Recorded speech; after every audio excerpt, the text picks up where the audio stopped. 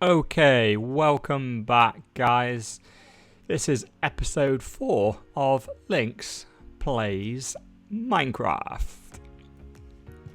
Now, what we're going to be doing on today's episode, when I can get the camera the right way around, is we're going to be taking it a little bit easy today.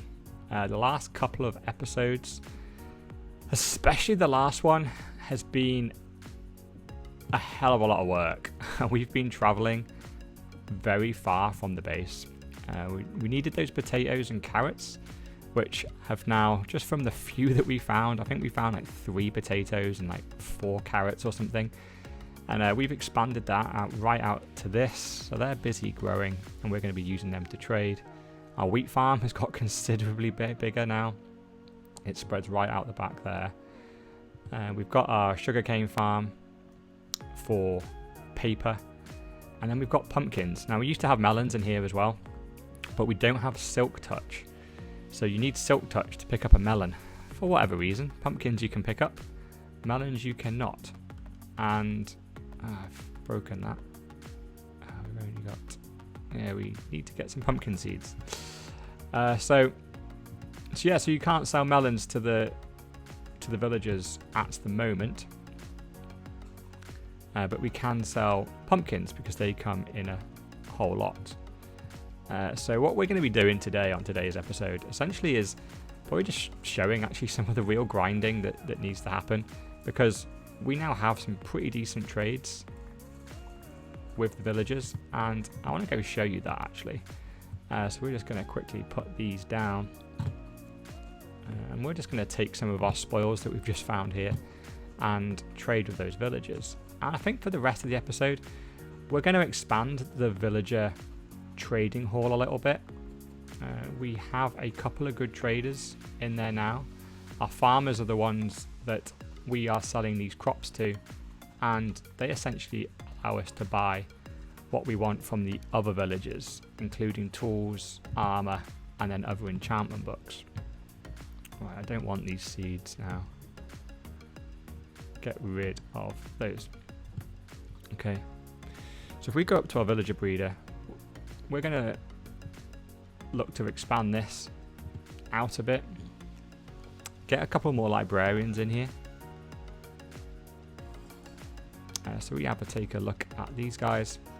So these trades have really come down a lot now, so we can max out a lot of these trades. And since we were last here, we have gone from being the enemy of the village, and this guy would have hit me before, to now being, it seems like a hero of the village. So this mending book used to be 62 emeralds for it. We now can get it just for a single emerald. And interestingly, we actually got a second mending book as well. This is quite unlucky. I think the way that these books are generated is it's random each time a new trade is unlocked. So bizarrely, we've managed to land on the same book twice, which is a little bit frustrating because we only need one of these. We've got 1 emerald and 1 book for this mending book already. We didn't need a second one, but that's the way it's worked out. So we've already bought a load of those mending books, so I don't need to buy any more, because if we look at our armor now, our diamond armor all has mending on it, and so does our diamond sword. And that's why this armor now, it was quite worn out. It was actually quite close to breaking this armor. Based on going to the nether and exploring so far as we did, we came across a lot of mobs, and they'd hurt our armor a lot. And since putting mending on, I've just been trading with these guys, and each time you do, you get XP. And that's been going to my armor, and essentially is completely fixed it. Completely fixed it. So that is why mending's so great. We're continuing to get this guy down the trades. We want to unlock some of his diamond tools later on. And then these guys are our farmers, and we have this final librarian here. We've got looting, which we haven't used a looting book yet. And we have channeling. Channeling, I had to look this up, and this essentially is for a trident.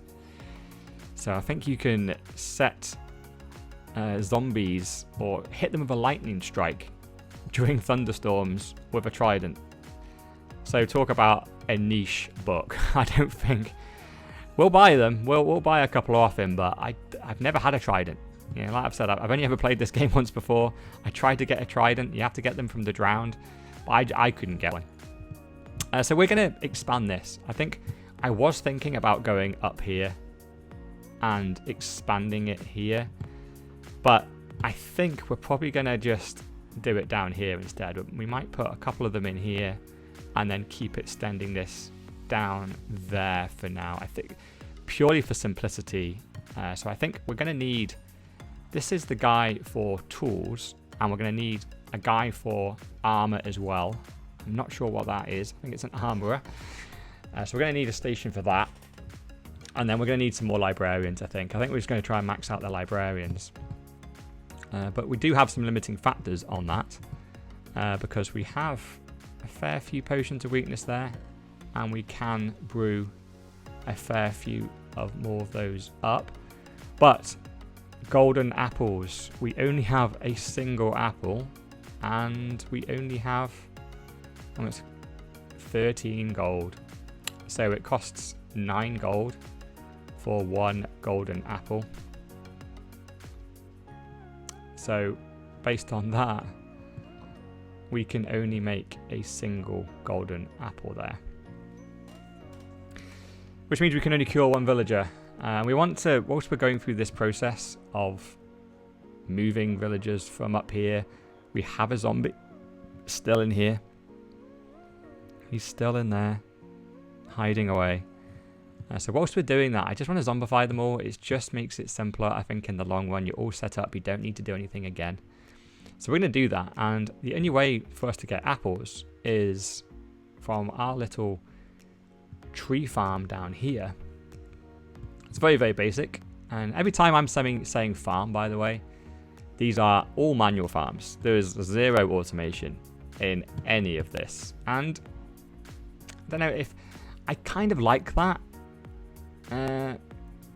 It does take a bit of extra time, but the way to get apples is you literally have to break these trees. And it should be in 1 oak tree, you should get 1 apple. I think that is what it's supposed to be on average. And based on what I've been doing up until now, that seems about right. Not exactly. I think it's very random. And I must admit, they seem to be quite rare items in the game, these apples. So we're going to have to grind for these apples. And of course, once we even have the apples, we're then going to need to grind and go down into the mine and find some gold. So we're going to be doing that as well, so we can continue getting our villagers all sorted. Because I think once we get that done, once we get our villagers sorted, and we have a really good set of trades, we have a really good set of armor, good set of tools, good set of weapons with some decent enchantments on, then I want to go and fight the Ender Dragon. I want to do it as soon as possible. Now this is very against, or very different to how I played this the first time. And again, I've only played this game once before. But it took me forever to fight the Ender Dragon last time. I was putting it off. I was just terrified of the Ender Dragon. I watched other people fight it, and it just looked horrendous, and people were dying all the time. But I think the risk reward of going to fight the Ender Dragon is just so high, because not only do you get loads of XP for fighting the Ender Dragon, the main thing that completely changed Minecraft for me was getting Elytra. Once you have the Elytra, once you're in the end, you can then go to the end cities and you can find an Elytra, and that completely changes the game for me. Completely. And getting around, finding resources, finding things like buried treasure, finding the Guardian to a certain extent, or a Guardian ocean monument with Guardians in it, and to a certain extent even finding the weather. Wow, that is a very, very tall spruce tree we have here. That is going to be a pain to knock down. Right. So yeah, so once you find the elytra, it just completely changed the game for me. And so I just want to get there as quickly as we can, really. And without using any cheats or exploits of within the game.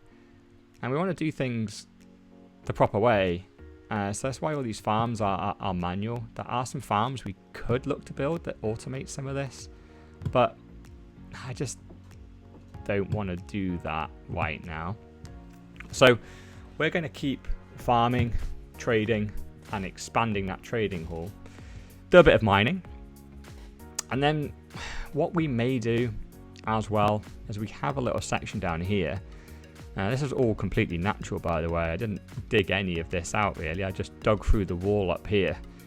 And suddenly there was a big cave underneath us, which was all automatically generated.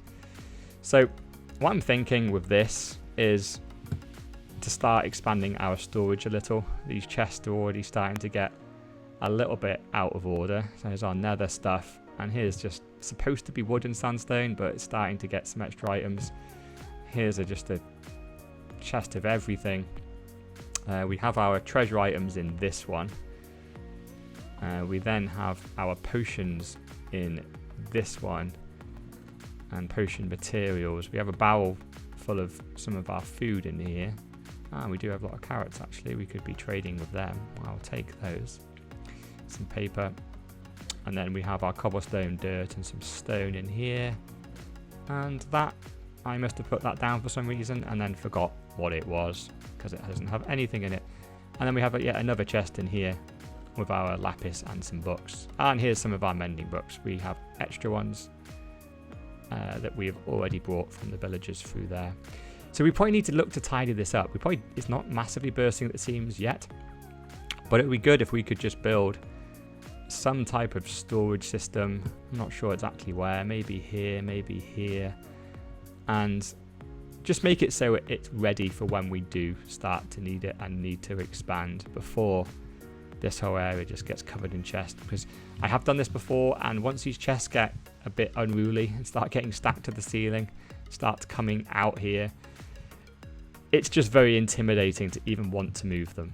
It's just going to take forever to even move it. And sometimes you just leave them there. And I don't want to leave them there. So before it becomes a problem, let's prepare and create some type of storage system down there. Unfortunately, I didn't get any apples, did I? No, I didn't get any apples from that oak tree that I did before. So we're going to need to keep knocking those trees down. Now, where is the guy that sells carrots or buys carrots even? So we can just look at all these emeralds we can get.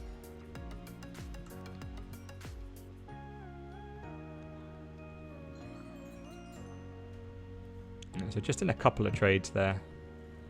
He's already at master. He's at the top level. We can get things like golden carrots, and these are the premium foods that you can get now. Once you're on golden carrots and you're eating those, you've just got no problems in the game. We can still take some of those. Already got 51 emeralds. So now suddenly, when we're coming over here and trading with this guy, what we want to be doing is just trying to get him up as fast as he can. Most of these items, they're obviously junk. I don't have coal. I definitely don't want to sell him iron or coal. I need those two things. I don't need stone pickaxes and I don't need bells. But what I'm doing at the moment is just buying all the bells, because if we look at how much it advances here, it's quite a bit. And I think and it's less spammy. Pickaxes don't stack, which is really annoying, so it just fills your inventory. So bells do stack. So I've just been spending all my emeralds on these bells. They're completely pointless. I don't actually want them, but it's getting him down the trade, and he's nearly over to the next level, and he's going to start opening up some decent tools that I can buy and actually use properly. Because at the moment, if I go down into this chest here, no, it must be this one. Yeah. So we now have 16 bells. Completely pointless. We do not need 16 bells whatsoever. But that's what he wants to buy, so we're having to buy them. So yeah, so what we're going to be doing then is we're just going to carry on. And we're going to keep knocking these trees down, hopefully find some apples, continue farming this land, trading with the villagers, and do a bit of mining.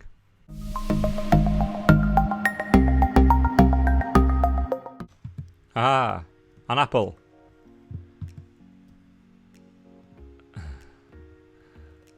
This is what we came for. Wow. Let's keep going. We need more apples.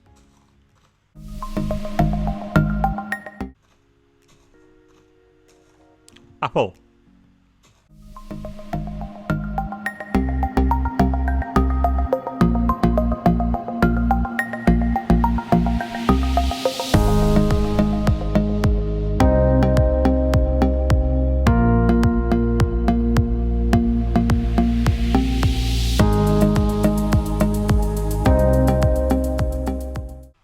Oh, there we have a diamond shovel. With efficiency 2. So here we go. We now have a diamond hoe. 3 diamond hoes actually. We'll probably never ever use all of those. But we also have a diamond shovel with efficiency 2 on. Which is pretty cool. Not bad for a single emerald. So essentially what we're doing here is we can convert 1 pumpkin. For 1 pumpkin, we get 1 emerald. And for that, we can now get a diamond shovel with efficiency 2 on. So that would be a lot of mining and an enchantment. And we get all that for the price of a single pumpkin. So that is pretty good. Oh, and by the way, when you are planting your crops, it's good to go every other. So the reason I do that is because the game looks to see what crop is next to the crop that you're planting, and if the crops are different, they grow faster. So I've noticed it, and yeah, so now I just grow my crops in these lines, and it tends to then mean that you can get your crops to grow faster. So it's a little bit more fiddly, but in the long run it should pay off because you get your crops faster. Just a little thing. So we pretty much have everything we need now other than gold. So that is what we're going to have to go and have a look and find. So bizarrely, the treasure that we're looking at today is not going to be diamonds. It's going to be gold. Quite a weird change, but now that we can get diamond stuff so easily, we don't really need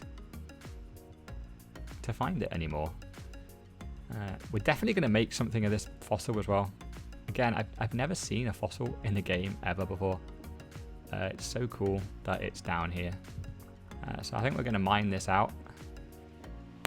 And yeah, make a bit of a thing of it. See if we can mine it all the way out up to the surface. Maybe make a bit of a mine shaft around this or something. It's very cool that it's here.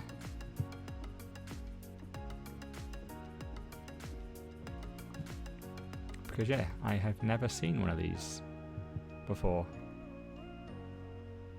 So yeah, but we won't do that right now. We came down here for gold.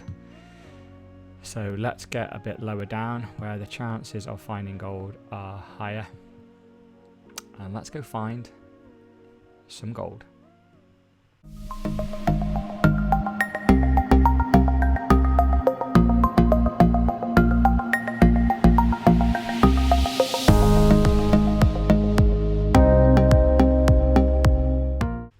Aha, we have some gold. Finally. That took quite a while to find our first piece of gold.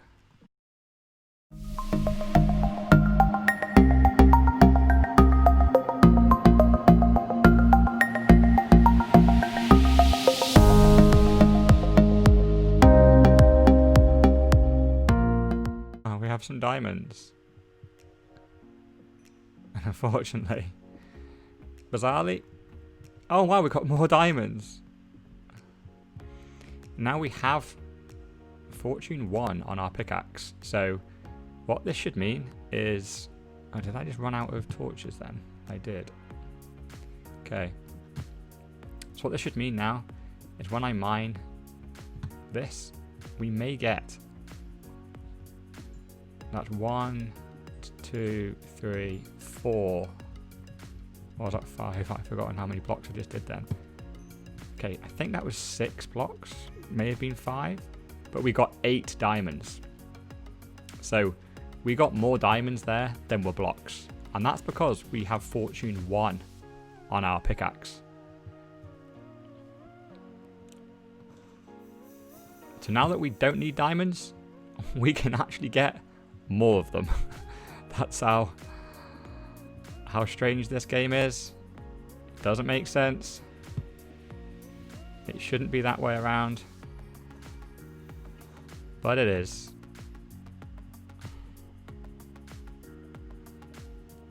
That's 1.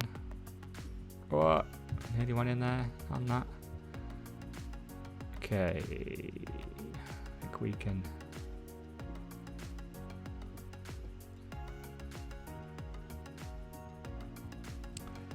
Okay, so I think that was 3 blocks then.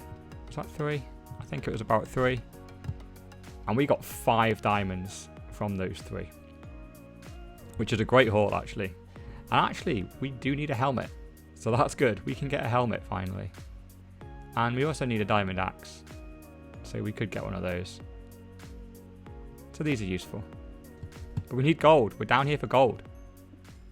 Not diamonds.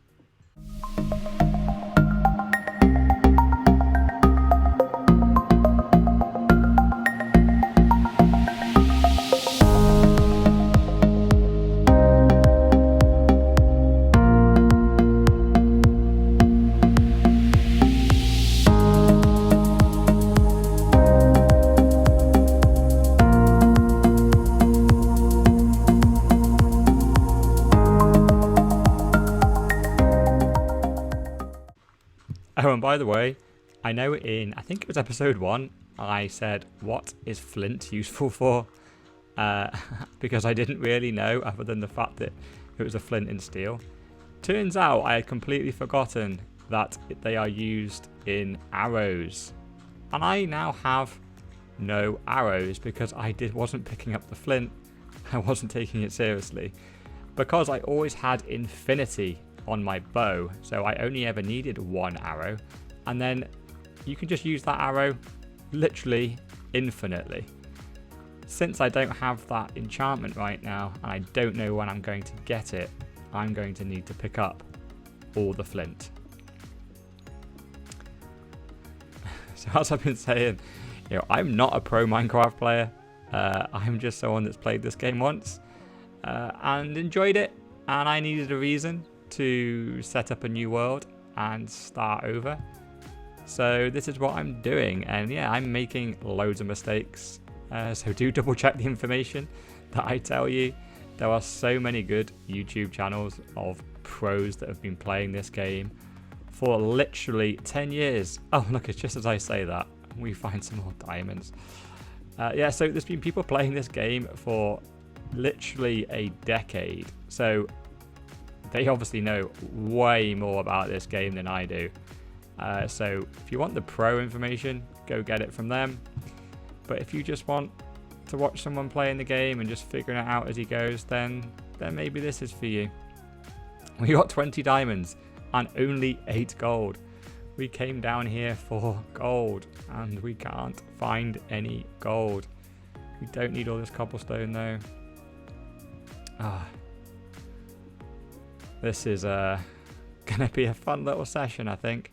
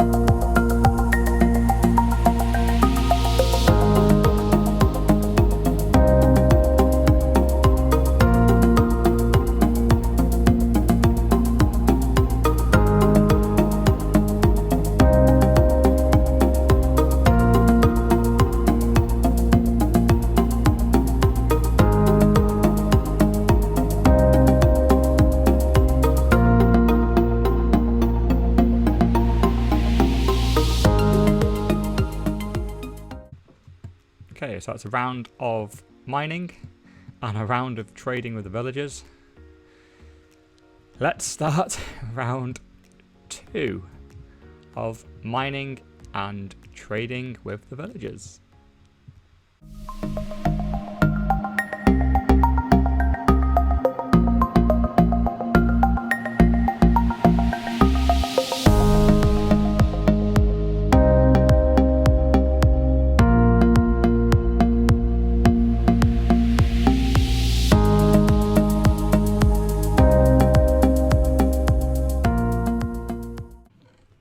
Okay guys, so we did it. We have 6 golden apples, 6 potions of weaknesses. So we're all set. We have what we need to cure 6 zombified villagers. So we currently have 6 here. We actually have 5 of them already maxed out on their trades. We've got them all the way to master. The only one we don't have at the moment is this guy down here. And yeah, we've got quite a long way to go for him, but he's... Oh, we've got flame now. That wasn't there before. That'll be handy. We can put that on the bow. But yeah, we've got 6 villagers, and we want to extend that so we can fit in another 6. So we're going to do that. We're going to extend this section. We're going to bring some more guys from down there up to here. And we're going to get double our villager trading hall. Let's get going. Got a lot of work to do.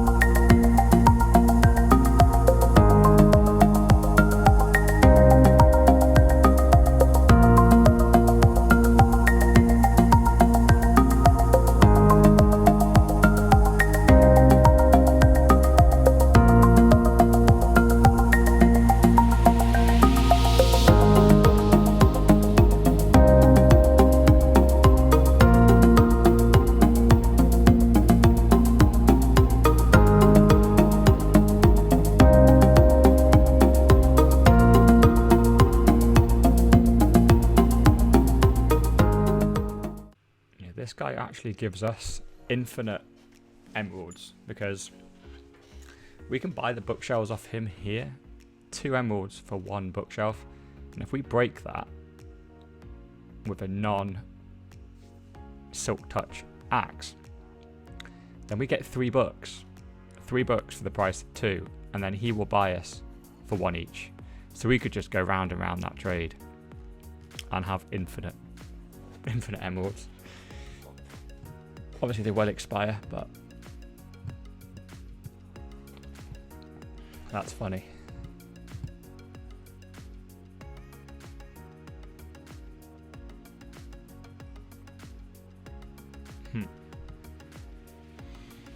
Okay, so we just thought we'd go fishing. We caught our very first puffer fish. We need some enchantments on this fishing rod. But yeah, it's another way of getting some enchantment books sometimes. But yeah, I think we're going to give up on this because we don't have an enchanted fishing rod whatsoever. So that was nice. I just wanted to get that achievement. So we've now officially been fishing. Oh, I want all this stuff. Stay there.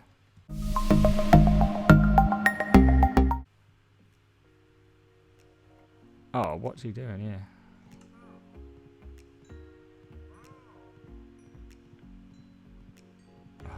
Yes. Right, the reason why that was so good, why we wanted to trade with that wandering trader, is because he had nautilus shells. These are so hard to get, and you need 5 of them to part of making a conduit, which essentially is a kind of underwater structure.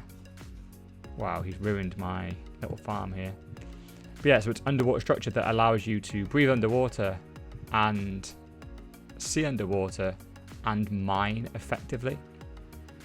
So very, very useful and definitely worth getting, because in my first game that I played of this, again, I could not find those Nautilus shells. I was fishing for ages to get them. So now having 5 of them from him, I'm pretty sure it is 5 that you need. So having those straight away from the Wandering Trader is very good and very useful. We still need, the main item is some type of blue circle. I think it's Eye of the Ocean or something like that. And yeah, so that's going to be tough to get, but I'm going to put these in our treasure chest because they're super valuable. The pufferfish, a bucket of pufferfish, they're just quite funny.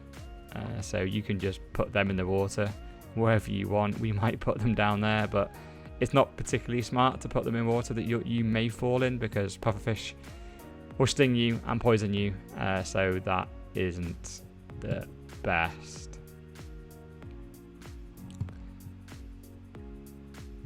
But yeah, I think today has been very successful. We have completed so many of these guys now, right the way down to master level.